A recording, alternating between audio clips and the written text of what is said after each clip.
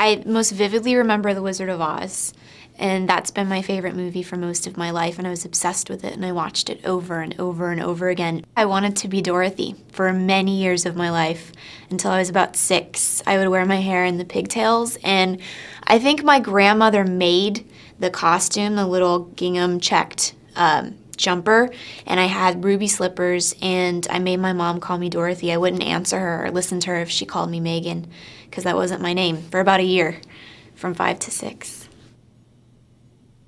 I always told my mother that I wanted to be an actress since before I can remember, and I think, you know, maybe it started with Judy Garland and Wizard of Oz, but I've just never had any desire to do anything else, and I'm not really sure why.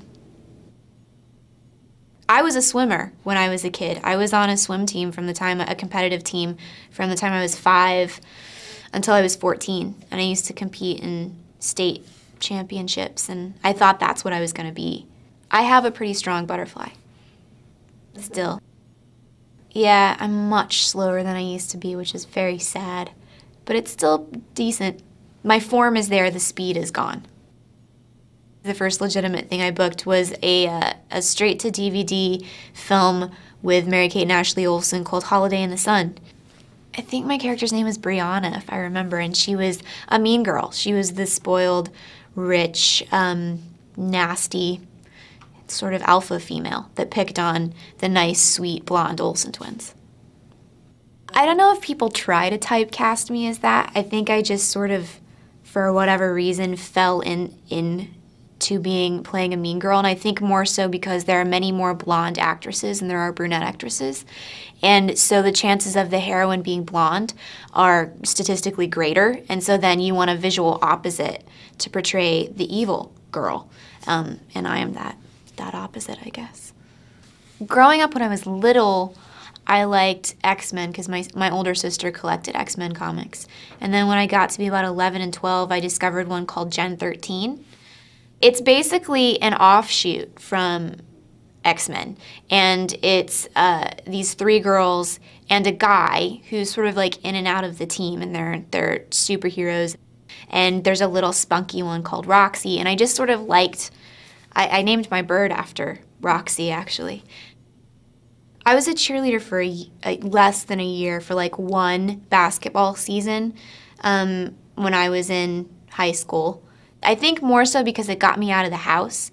I was always grounded, and engaging in an extracurricular activity was deemed okay by my parents, and so then I could actually leave my room to go do something, get some fresh air, be outside. And I think that's really probably the main reason I did it. But I was not good at it. It was terrible.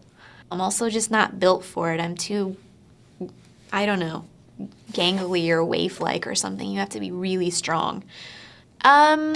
I think women are harder on everything than men are. But I think grown women in particular can be, for some reason, really hateful towards me. But teenage girls seem to be, they accept me much more.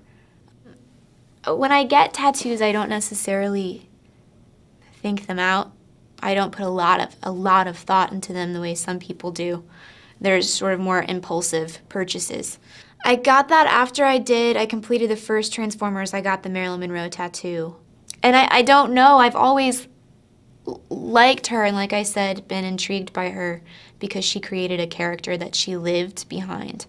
So she was always playing a character within a character in all of her movies, which I think is, the psychology behind that is very interesting. I didn't want to be literal. I didn't want to put someone on my arm that I wanted to emulate, like Ava or someone, or Liz or whoever. Yeah, it could have been Liz. Maybe I'll get them around. I'll get like a flower of famous faces on my arm. When I got the call that I'd been offered the spot to host SNL, I didn't really want to do it because I'm so terrified and just I become frozen when I have to speak in front of large crowds of people. But obviously you don't say no to something like that because it's an unbelievable opportunity. So I did it, and I went. I'll never watch my episode ever. I can't. That gives me a panic attack thinking about it right now. Maybe like after I've had children and there are just so much, and there are more important things in life then I'll be able to sit back and watch it and go, who cares? I would say I'm a cat person, even though most cat people are so strange. People that admit to being cat people are always so bizarre. Like whenever I go to work out, my pants are always covered in cat hair. It's so embarrassing. Like I'm that person. I'm that lady that goes out with cat hair all over her pants.